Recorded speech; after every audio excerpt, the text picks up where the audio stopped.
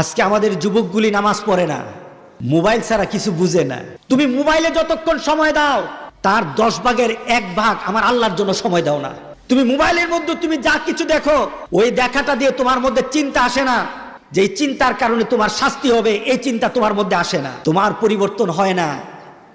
তবে তুমি যদি এই পরিবর্তন না হও, মনে রেখে দিও আল্লাহর গজব থেকে তোমাকে কেউ বাঁচাতে পারবে না। আল্লাহর গজব আছে কিনা? গোটা পৃথিবীর এখন মানুষ চলাচল, পৃথিবীর এখন হুমকির মুখেও চলে আসছে। সব দিক থেকে একটা ভীতি। কিসের ভীতি? গজবের ভীতি। আমাদেরকে চিন্তা করা দরকার। ওয়ালা তাত্তাবিউ খুতুওয়াতিশ শায়তান, শয়তান যেটা পছন্দ করে এটা করো না। আল্লাহ রাসূল যেটা পছন্দ করে এটা করো। দুনিয়া তো শান্তি থাকবে, আখিরাতেও শান্তি পাবে।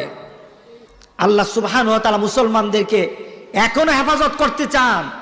মুসলমান যদি নিজেকে হেফাজত না করে, আল্লাহ বলেন পৃথিবীর দিকে তাকিয়ে দেখো, গজব যখন আসে আমি নেককার বদকার বাঁচি না, সবাইকে আমি ফ্লাট করে দিই।